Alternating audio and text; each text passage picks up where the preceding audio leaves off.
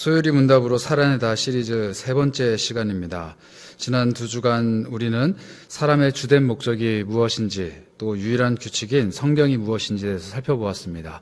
여러분들 좀 어떠신가요? 교리에 대해서 함께 나누는 말씀이 좀 딱딱하게 여겨지십니까? 아니면 교리가 살아있는 하나님의 말씀으로 삶에 다가오고 계십니까? 오늘은 세 번째 문항인 성경의 주된 내용이 도대체 무엇인가, 성경은 우리에게 무엇을 말씀하고 있는가에 대해서 좀 나누어 보고자 합니다. 인간은 태어나면서부터 배움, 즉 학습을 경험하게 됩니다. 어린아이가 태어나자마자 옹알이를 하며 말하는 법을 배우고, 또 어린아이가 학교를 다니며 초등학교, 중학교, 고등학교, 대학교, 심지어는 석사, 박사까지 공부하면서 이런저런 학문들을 배우게 됩니다. 그리고 그 배움은 그의 지혜와 키가 자라가게 하고, 이 배움은 결국 자신의 삶에 무한한 원동력이 되어주는 것이죠. 그런데 배움이 멈추는 순간 사람은 성장이 멈추는 것 같습니다.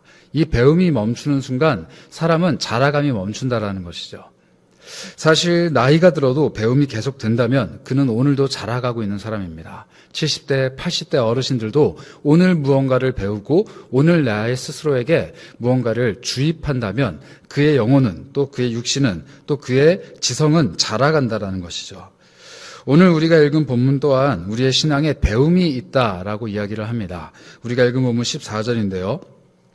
너는 배우고 확신한 일에 거하라, 이렇게 이야기하고 있습니다. 우리의 신앙이 그저 물을 흐르듯이 내 마음속에 들어오는 것이 아니라 배움이 있다라는 것입니다. 우리가 신앙생활을 할 때, 또 하나님을 믿을 때 그 믿음에 배움의 요소가 있다라는 것이죠. 너는 배우고 확신한 일에 거하라 라고 바울은 디모데에게 권면하고 있습니다. 이 배움은 단순한 이론에서만 머무르는 것이 아닙니다. 하나님을 배우는 지식은 단순히 이론에서 머무르는, 즉 이 성경 글자 안에만 머무르는 지식이 아니라 내 삶으로 다가오는 지식이어야만 합니다. 삶 속에서 경험되고 실천되어서 습득이 되어야 하는 것이죠. 그러므로 바울은 너는 배운 것에 거하라 라고 이야기하지 않고 배우고 확신한 일에 거하라, 이렇게 이야기를 합니다. 여러분, 1 더하기 1은 2다 라는 것은 우리가 너무 쉽게 알 수 있습니다.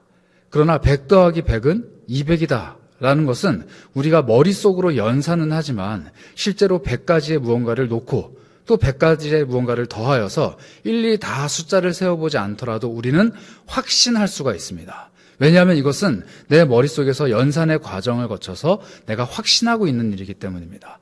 1 더하기 1이 2가 된다는 것을 경험해 봤기 때문에 100 더하기 100은 200이 된다라고 확신을 할 수 있는 것이죠. 마찬가지입니다. 이러한 명제의 암송이 아니라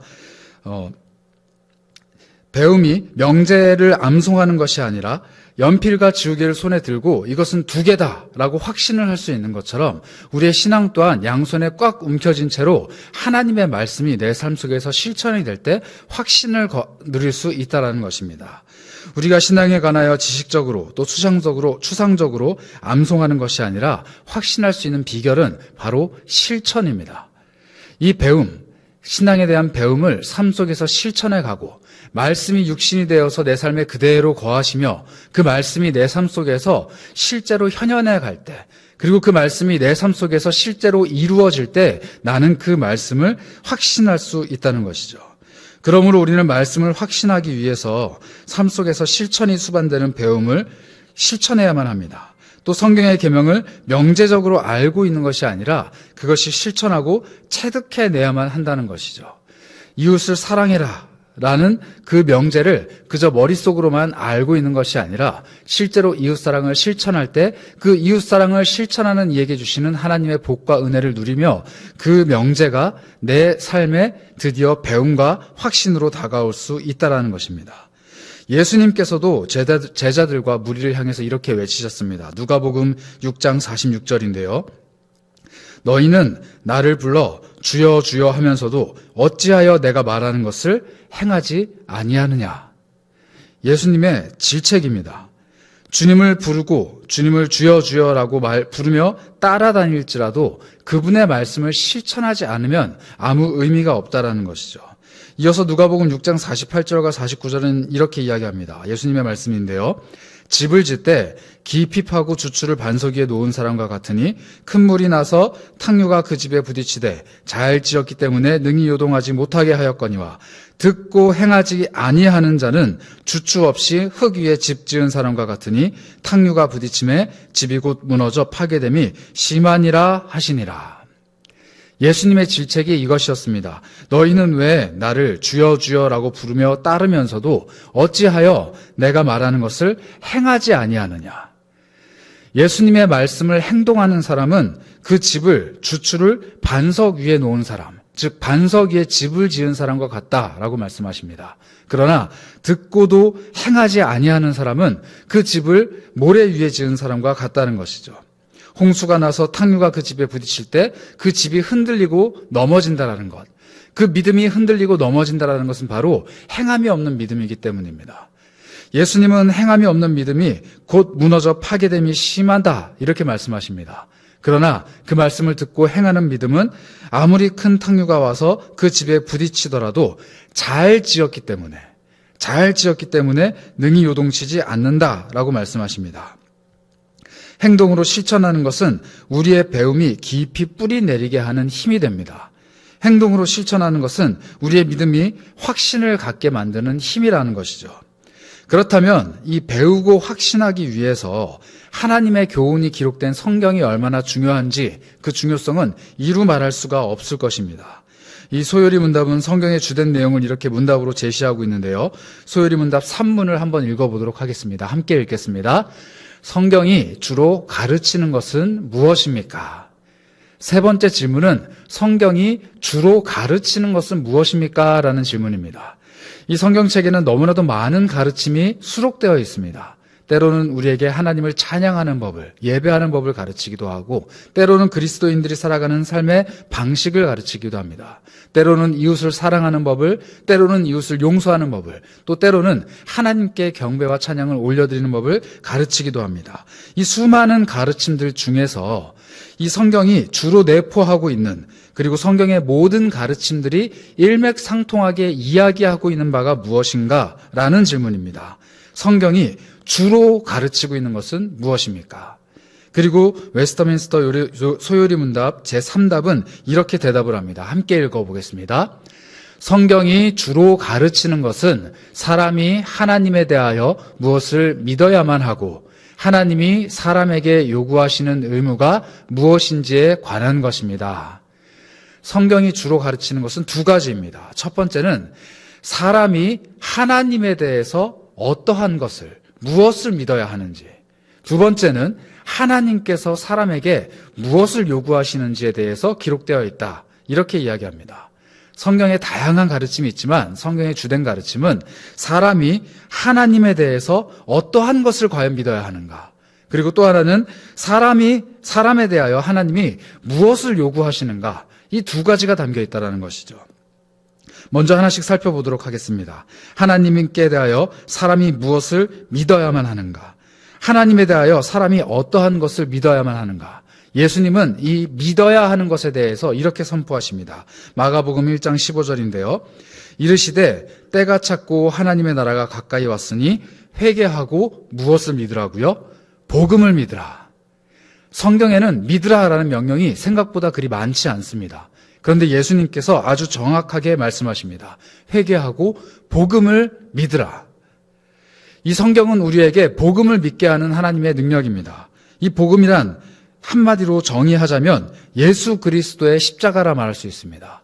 예수 그리스도의 구원의 능력, 그리고 예수 그리스도의 구속의 사역이 바로 복음인 것입니다. 이 복음을 믿는 것이 바로 하나님에 대한 믿음의 핵심인 것이죠.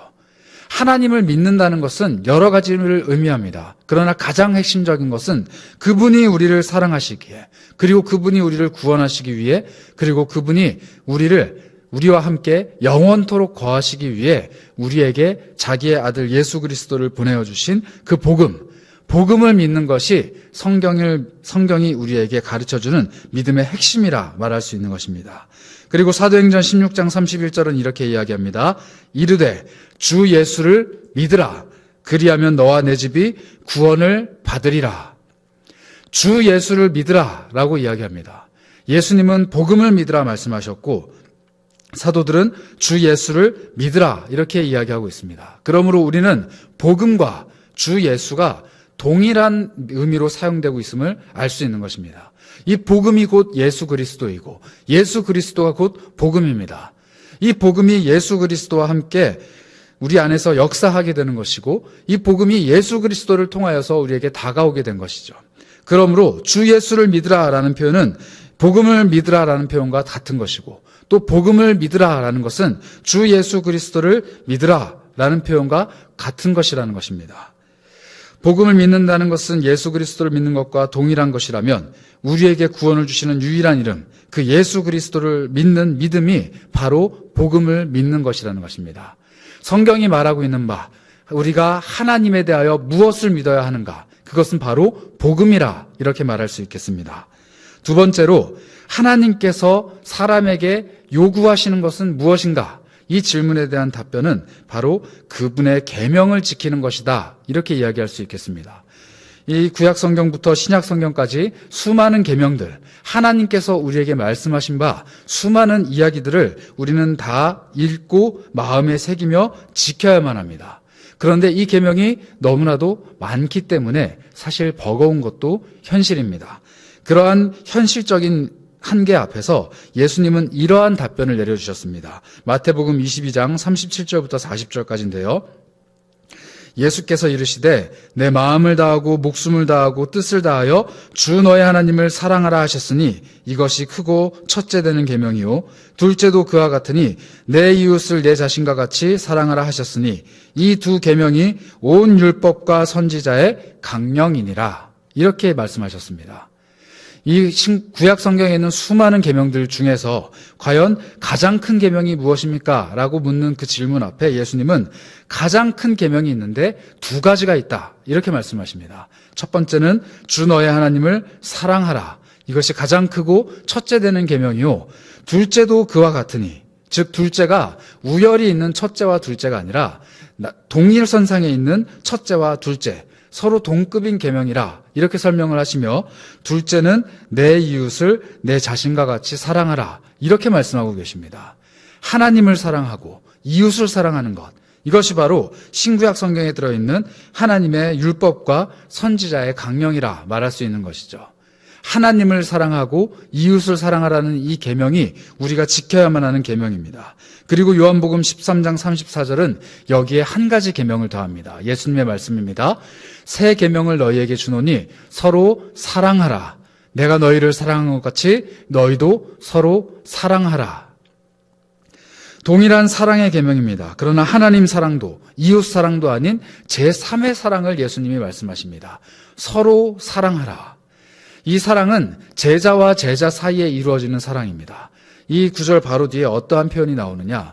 너희가 서로 사랑하게 되면 이로써 모든 사람이 너희가 내 제자인 줄 알리라 이렇게 말씀하십니다.